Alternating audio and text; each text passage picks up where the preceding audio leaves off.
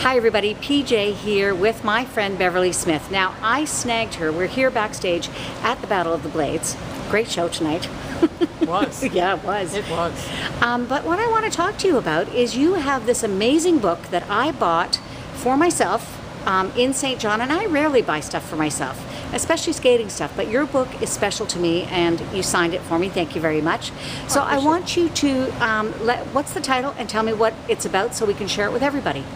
The title is Skating to Sochi, and that says everything. Yeah. I picked about 40 people or teams that I think are going to make it to the figure skating event in Sochi. I didn't want to do a book on just what they've done. I wanted to do the backstories behind them to make them become people, to make it more interesting for people who are actually watching it on TV. That, oh yes, so this person went through this, and this person, you know, has this funny little detail attached to them. So it's a harder book to do than just doing who did what. So what about the Olympics attracts you? Oh, the Olympics is life at its highest and lowest. Highest pitch, at its highest and lowest pitch. There's nothing bigger than that.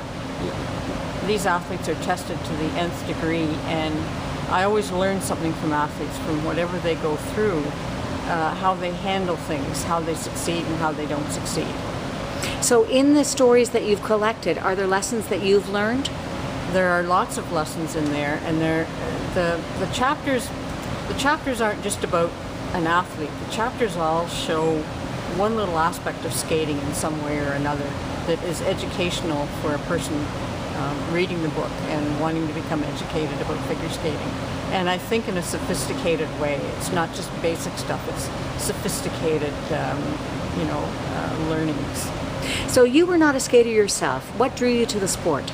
I was not a skater. I couldn't skate at all. I skated a little bit in my hometown, but there's everything about the sport attracts me. It's so multi-dimensional. It's not only the blade and the ice, but it's art, it's costumes, it's psychology, you name it. There's so many aspects to talk about in this sport. There's a judging system that's always complicated and just trying to understand it, and it's all very interesting to me. It's endlessly fascinating to me.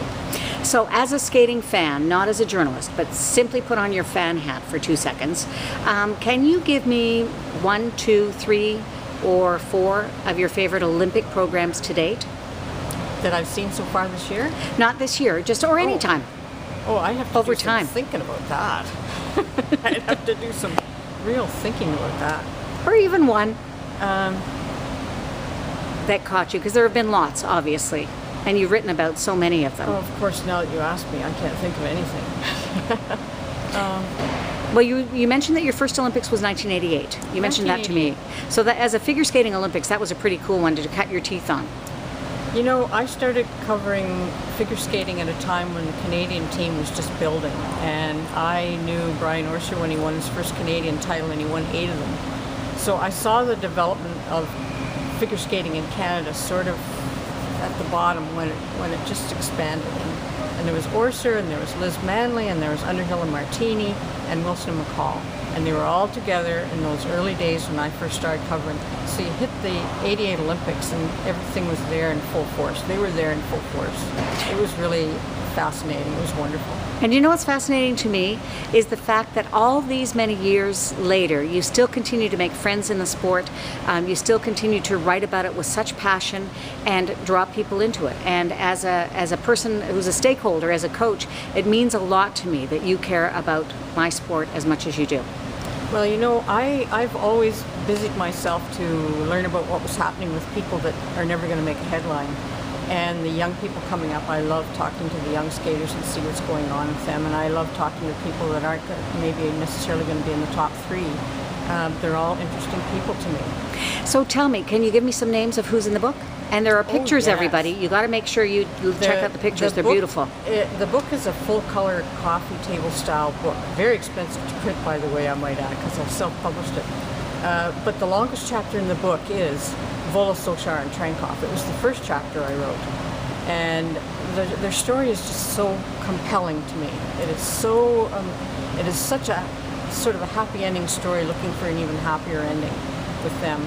And there's a long chapter in Caroline Costner and her journey and her travel that I find endlessly fascinating, and she's just a very unique, special person.